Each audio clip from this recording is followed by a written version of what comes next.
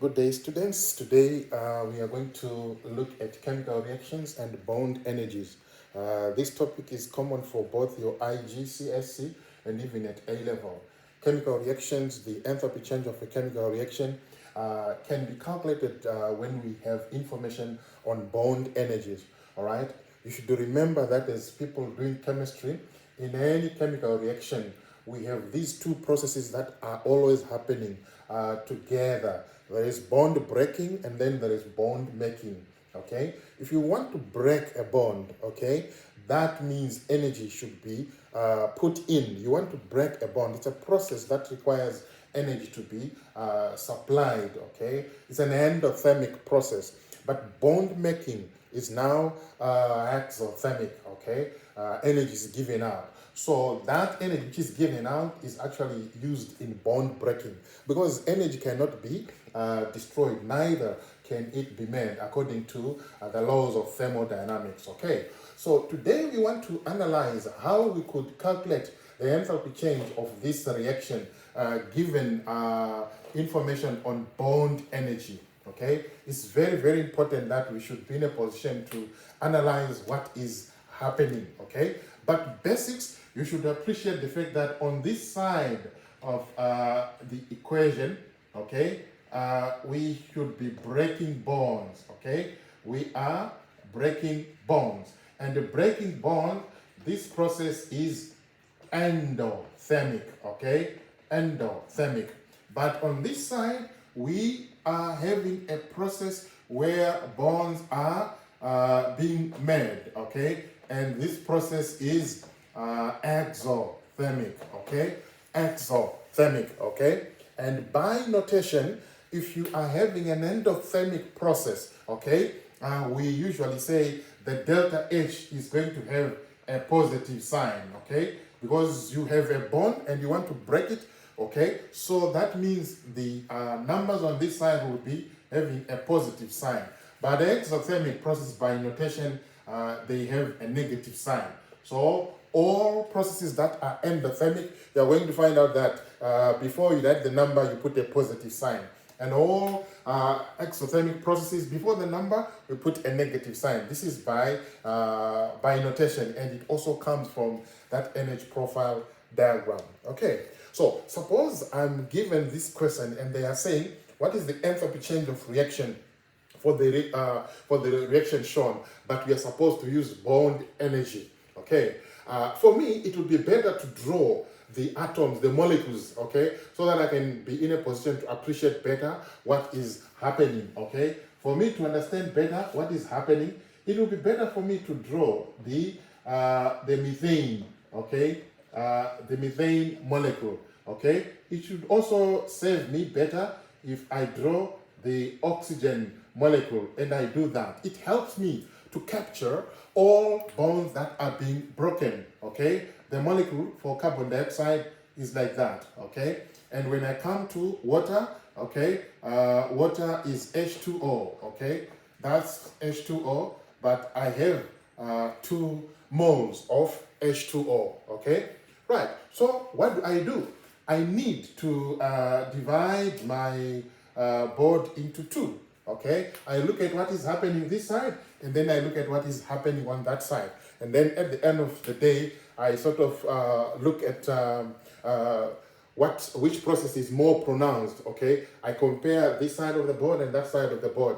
Given the fact that this side of the board is exothermic, the numbers here are going to be negative, and this side of the board are endothermic. So all figures on this side of the board are going to be endothermic. The same procedure is used at IGCSE, even at A level, because the questions will be similar. What will just be different is the complexity or the level of difficulty of the question. Okay, right, so I have methane. This information they will give you. Okay, so in methane, I am breaking CH bonds. Okay, CH bonds, and I am breaking how many? 1, 2, 3, 4. So if I'm given value for the CH bond, okay, I have to multiply whatever figure that I'm given by 4. Okay, the value for CH bond, you could be given as 4. Okay, 4 multiplied by 340. Okay, and then you capture that, okay? You are also breaking the O double bond O, but you are breaking, this is 1 mole, but you have 2 moles here. So the figure that will be given, you have to multiply it by 2, okay? So it will be 496 multiplied by 2, okay? This is what is happening on this side of the equation, okay? So whatever numbers that you are going to get, okay, you have to add this up, okay? 4 times 3, 40, okay? Plus 496 multiplied by 2, okay? Whatever total that you get here, that total is supposed to have a positive sign, okay?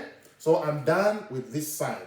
I come to this side now of the product side where I have exothermic processes, okay? I again look at the bonds that are being made. I am making CO bond, but there is 1, 2. So that value I have to multiply by 2. According to the data that is given here, you have 740. So it's going to be 2 multiplied by 740. Because in carbon dioxide, you have 2 CO bonds, okay? And I have 2 moles of water, okay? Now here you have to be very careful, okay? Because in 1 mole of water, I have 1, 2, okay? In 1 mole of water, I have 2 OH, okay? So we need to be very careful here. In 1 mole of water, I have 2 OH, okay? But the equation is giving me 2 moles of H2O. So I am supposed to multiply this value by 4, okay? I said in water, there is 2 OH. That one and this one, that is in 1 mole of water, but according to the balanced equation, we have 4, okay? And the data supplied here is, each OH is 460. So we are going to say 4 multiplied by 460, okay? And what we are supposed to do is all these numbers, we add them, but they should have a negative sign, okay? All these numbers, we are going to add them, but they are going to have a negative sign, okay? So if you do your calculations here and you get your total, okay? So what you have to do here is total from this side, okay? The total that you get from that side, okay, will be positive, okay? And the total that you get from this side, all right, is going to be negative, all right? It's going to be negative. So what you simply do is you take your number from this side and you add it to whatever you get from that side, okay? So you simply add up this. The total that you get here will be positive. And then when you do this, you put a negative before your number, and whatever you get here, you are going to, you have a negative, okay? So if you combine the two numbers together, that is going to be your delta H reaction, okay? Your delta H reaction is going to be equal to plus, okay? Total, let me call this one side A, and then side B. Your delta H reaction will be total, okay? Total A, okay? Right? Plus, minus, okay? Total B, okay? That's going to be your delta H reaction, okay? That's how we can calculate the enthalpy change reaction for this combustion of methane, okay, using bond energies. What is just important here is to appreciate that whatever total you get from this side is going to be negative. Whatever total you get from that side is going to be positive, okay? When you combine them, you are going to have your enthalpy change of reaction, okay? This was our session on chemical reactions and bond energies, okay? Remember, if you have found this video, this revision session useful, okay, please like it, share it, subscribe to my YouTube channel, so that we'll be in a position to get more videos of this nature whenever I upload anything. Okay, thank you, students. Thank you for listening, and make use of this information as you prepare for your forthcoming exam. I know some of you take exams in May, June, and some of you take exams in October, November. Whatever session you are going to be taking, ensure that you use some of these notes from my sessions to prepare for your exams. Thank you, and bye-bye for now.